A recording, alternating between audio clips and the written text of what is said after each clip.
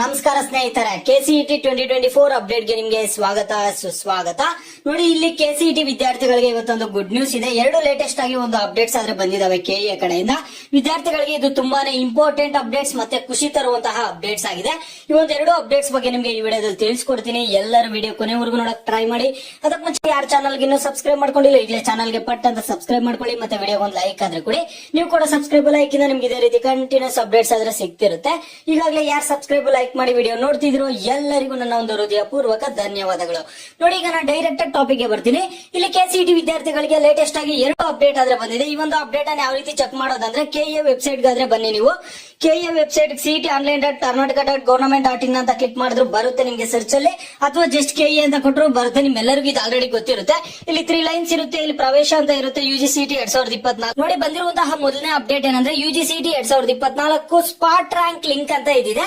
ಇದು spot rank link. ವಿದ್ಯಾರ್ಥಿಗಳು KCET exam ಬರ್ದಿರ್ತೀರಾ, ಆದ್ರೂ ನಿಮ್ಗೆ ರಿಸಲ್ಟ್ ನಿಮ್ಮ ಒಂದು ರ್ಯಾಂಕಿಂಗ್ ಆದ್ರೆ ಬಂದಿರಲ್ಲ, ನಿಮ್ಗೆ ರ್ಯಾಂಕಿಂಗ್ ಯಾರು ಬಂದಿರಲ್ಲ ಅಂತ ಒಂದು ವಿದ್ಯಾರ್ಥಿಗಳಾದ್ರೆ ಚೆಕ್ ಮಾಡ್ಕೋಬಹುದಾಗಿರುತ್ತೆ.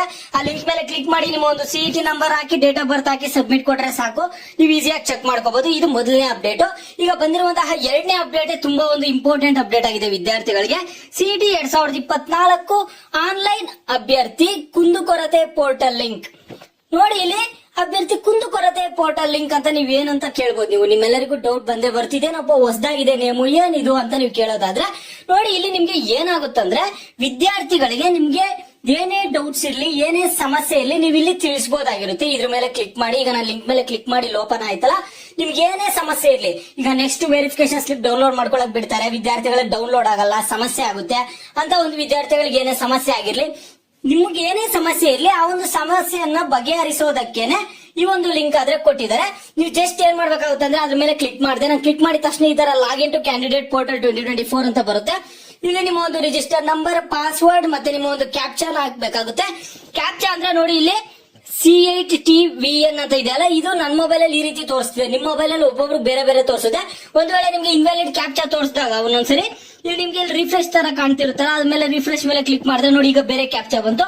ಈ ರೀತಿಯಾಗಿ ಲಾಗಿನ್ ಆಗಿ ನೀವು ನಿಮ್ಮ ಒಂದು ರಿಜಿಸ್ಟರ್ ನಂಬರ್ ಮತ್ತೆ ಪಾಸ್ವರ್ಡ್ ಅನ್ನ ಹಾಕಿ ಇಲ್ಲಿ ಕ್ಯಾಪ್ಚಾ ನಿಮ್ಗೆ ಏನೇ ತೋರಿಸ್ತಿರುತ್ತೋ ಅದನ್ನ ನೋಡಿ ಲಾಗಿನ್ ಆಗ್ಬೇಕಾಗುತ್ತೆ. ನಿಮ್ಗೆ ಏನೇ ಡೌಟ್ಸ್ ಇರ್ಲಿ, ನಿಮ್ಗೇನೆ ಎರರ್ ಬರ್ತಿರ್ಲಿ, ನಿಮ್ಗೇನೆ ಸಮಸ್ಯೆ ಬರ್ತಿರ್ಲಿ, ನೀವು ಅಲ್ಲಿ ಕೇಳಿದಾಗ ನಿಮ್ಗೆ ಒಂದು ಸೊಲ್ಯೂಷನ್ ಆದ್ರೆ ಸಿಗುತ್ತೆ. ಲಾಗಿನ್ ಆಗ್ಬಿಟ್ಟು ಈಗ ಮೊದಲು ಅದ್ ಯಾವ ರೀತಿ ವರ್ಕ್ ಆಗುತ್ತೆ ಏನಂತ ನೀವು ಲಾಗಿನ್ ಆಗಿ ಚೆಕ್ ಮಾಡಿ. ನಿಮ್ಗೆ ಮತ್ತೆ ಏನಾದ್ರು ಸಮಸ್ಯೆಗಳು ಬರ್ತಿದ್ರೆ ನನ್ಗೆ ಬಂದು ಇಲ್ಲಿ ಕಾಮೆಂಟ್ ಮಾಡಿ, ಅದ್ರ ಬಗ್ಗೆ ತಿಳ್ಕೊಂಡು ಮತ್ತೆ ನಿಮ್ಗೆ ಒಂದು ವಿಡಿಯೋ ಆದ್ರೆ ಮಾಡಿ ತಿಳಿಸ್ತೀನಿ.